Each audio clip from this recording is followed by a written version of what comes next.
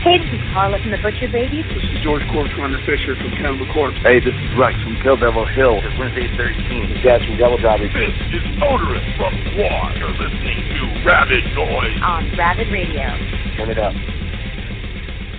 Hi, man. Well, thanks for joining us on the show. How's things been? Oh, good. We've been busy. There's been a lot of interest for interviews, and so yeah, that the people in the band that likes to talk a lot, we get a lot of things to do. So, well, which is a good thing. People seem to like the album, so it's good times. Yeah, absolutely, man. And well, of course, 2017 has been a really good year for metal. And just when you thought it was all coming to a close, you guys drop Strength in Numbers.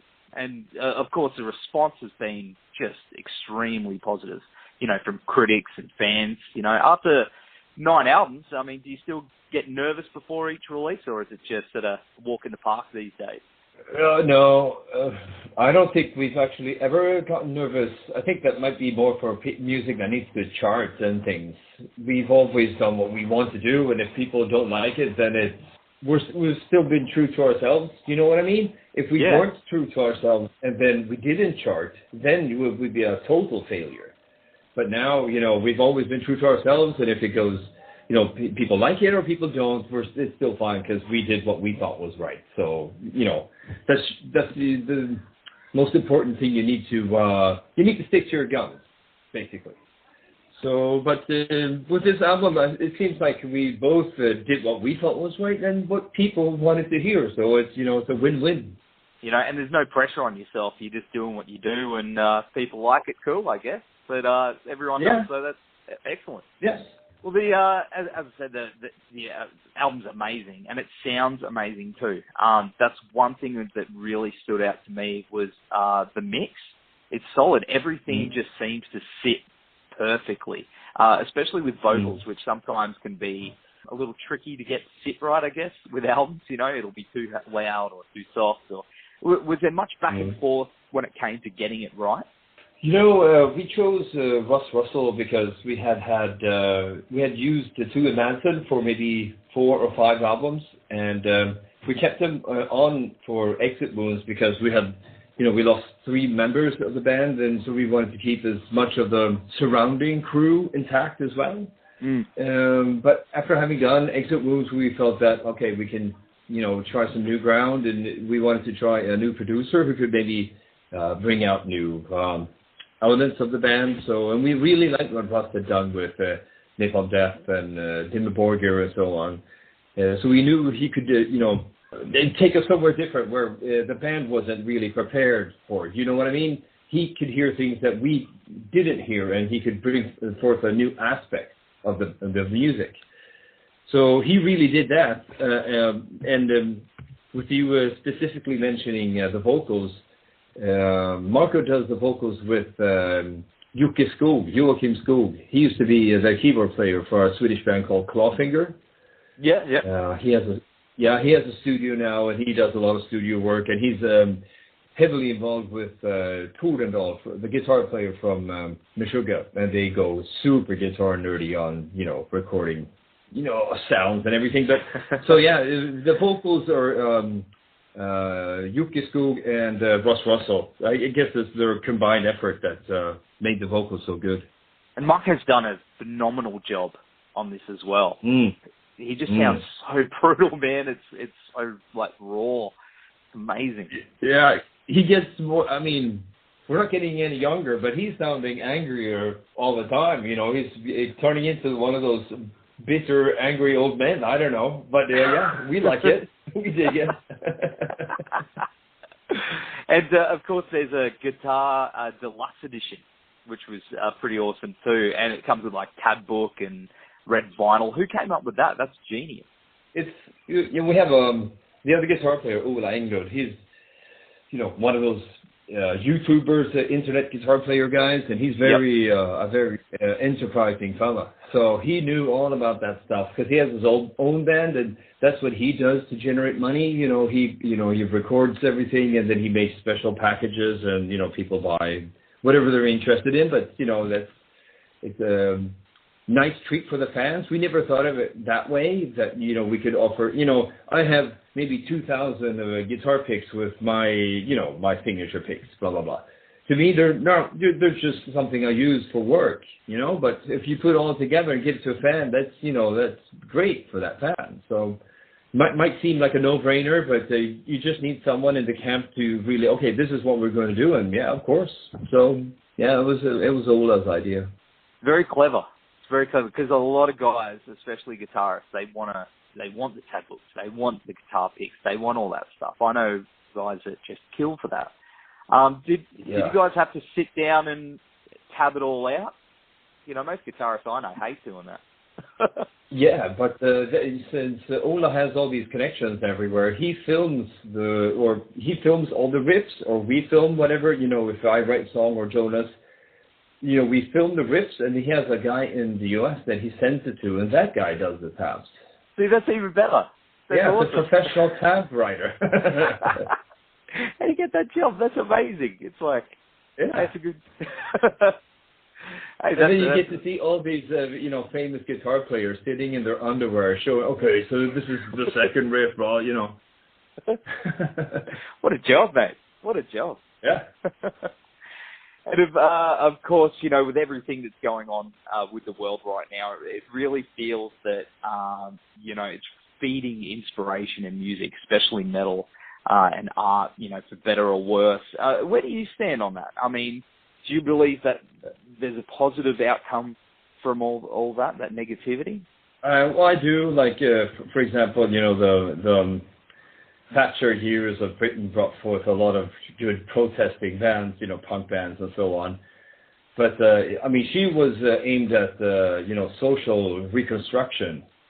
But the problems we have today, like yesterday, North Korea blowing up a hydrogen bomb, those stakes are a little bit higher than kind of, neutering unions or something. So I do think that we will see good music, but I don't know if it's I'd rather have not the threat of a nuclear war over North Korea, and maybe not have, the music output. Do you know what I mean? Yeah. Yeah. But, the title of the album, Strength in Numbers, is actually, we're not a political band at all, but, we see the news just like everyone else sees the news, and, Strength in Numbers, if you want to create change of any kind, the more you are, the easier it will be to achieve your goals. But then, who is to say if those goals are good or bad? And you can also, these days, very easily be tricked into thinking something which is not true. So, through Facebook or something, you can be duped into voting for something that you 20 years ago would not have voted for. So the strength in numbers is just that, be kind of there's force in being many, but there's forces behind people creating many people together, putting many people together. So just be careful of what you read, and make sure that what you say is really what you think. Kind of, yeah.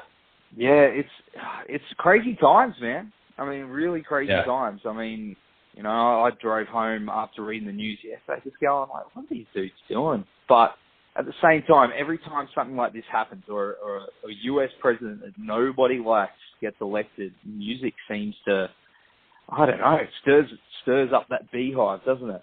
You got dudes like, Al Jorgensen getting real pissed off and making good music, like really good stuff. But it's like, as you said, you'd rather the peace than the art.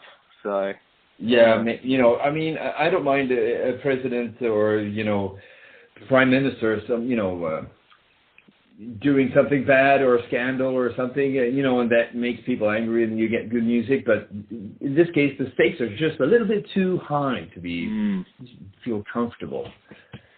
And, I probably would feel even better if I knew there was, sane people on both sides. But I don't want to be political here, but there's a leader in one country that I don't think is really that sane. So it doesn't feel that comforting. No, it's scary times, man. But at least we can crank the metal and try and forget about it for a bit, you know. Absolutely. And of course, you know, go see bands live and unite, you know, strength in numbers. There you go. Yeah. So, of course, you know, you guys have had a few lineup changes and things like that over the time. I mean, I could imagine that it could be quite, you know, difficult. How is it for you guys when, you know, a new guy comes in to get them on the same page and writing and things like that? Do you have a set of rules and guidelines for them to follow straight up? Like, this is how it is? No, because, I mean, a band that is 20 years old, of course, we do have some kind of core musical value that a new member would have to try to follow. But, you know, you also need to let the people be creative, or else you will bore them and they might leave. And do you really want someone... I mean, the more talented people you want, the more these people will want to contribute. So you just need to, I think, you know, get a general feel for what the band is about, and then you can start contributing. Like on Exit Wounds, Ola didn't write that many songs, but on this album he did, because he felt more comfortable. He had done one album with us already, and now he could, you know, comfortably say, okay, these are my ideas, and, you know, not feeling that he took too much space, or, you know, all these things you could feel if you're a new person in a work environment. So we don't hand out any guidelines or anything. I think the people we choose, you know, you need to be good at playing, and you need to be a good person. And I guess being a good person, that also includes this ability to, you know, somehow adapt in some way. Do you see what I mean with that? Yeah, I mean, yeah, we're absolutely. not saying that stuff. Yeah, you don't have to bow to a whip or anything, but this is the band. I mean, if you want to join us, don't join us if you're thinking you're joining another band. But we want your creativity. So please go ahead and, you know, throw out these crazy ideas. If they're not good, we'll tell you. But, you know, most likely we'll try to work them out. And when everyone else contributes, usually something that wouldn't sound like if we played another band's song from scratch, then it would probably sound like The Haunted still, and not like the other band, just because we had our input on everything from the start, if you know what I'm saying. Oh, yeah, every absolutely. band has their own sound, kind of. Yeah, like if AC/DC played, I don't know, Aces High by Iron Maiden, it would probably not sound like Iron Maiden. Actually, that'd be something I'd like to hear. Yeah, me too, actually. Yeah, see, it's something that's always interested me, because, I mean, being a muso myself, you know, and jam with different cats here, sort of they come and go, and just so many different personalities. I mean, a band that's been around for 20 years, I mean, especially with guitar, I mean, it's distinct. The Haunted sounds like The Haunted, you know, and you get someone else with their own guitar tones, their own thing, you know. Do they have to sort of match your settings and stuff like that, or how loose do you guys get with letting them have that sort of change in tone and things like that? No, I mean, people do have different tones, but there's also something that happens, like a chemistry within the band when you start playing with someone. And, you know, you tone into each other. Like me and Anders Björler, we had played with each other for so long. I knew what he was doing before he did it, kind of. Yeah. I knew what he was about. Me and Ola are getting close to that point, but, you know, we don't have as many years together as me and Anders had. But I don't think you need to change your tone so much. There's something that happens organically, which I think is a cool thing. That you know, when you play together with the different people, things happen and things change, and you know, if you have a drummer that's very on the beat, then, you know, and everyone else is also on the beat, because, you know, then you also play there, because that's how the band is, and that's how you do it. And if you play in a band where everything is way back, like a Kaya's band or something, and, you know, that will be where you end up as well. I love that organic process that happens with, you know, artists. I'm not a huge fan of recording with Pro Tools. I mean, it's a good tool and everything, but it gives the people ability to correct mistakes too much. So everything becomes perfect. And, you can take the drums and, snap to grid 100%, and then it's, this is perfect. So it plays like a robot. I mean, if AC/DC and Iron Maiden, if AC/DC went in and played Aces High to have it perfect, like a Pro Tools perfect, then it would sound like Iron Maiden probably, because you take away everything that is the band. So for me, I really like when you rehearse, and the best case scenario would be that you could record live as well, because then you really capture the band living and breathing. But that costs too much money these days with studios and albums not selling, so you need to adapt somehow to the budget that you have. But yeah, that's where I am with art. I don't think there's anything. What is perfect? I mean, how interesting is perfect? That's not interesting. Absolutely, because it sounds bland. You can if it's you tune out, and say if you're driving or something like that, and you hear something that sort of pops out, you go, oh, that's something a bit strange. It really grabs your attention, pulls you back in. I love it when bands make mistakes. Even if it's live. It's rock and roll, man. Yeah. That's what it's about. It's not about being perfect. Yeah, that's exactly right. I totally agree. Well, man, what about touring down Australia? I mean, you guys going to be coming back down here soon? There's advanced talks about it already. So, yeah, I mean, our goal is to always go to Australia because we love that place. How can you not? I'm not just saying this because it's an Australian interview, but it is. I mean, the people are very hospitable. The country's beautiful. Yeah, everything is great about Australia, and we want to come back. So it'll happen. So 2018? Oh, Lock yeah, it in? yeah. It's early next year. Excellent.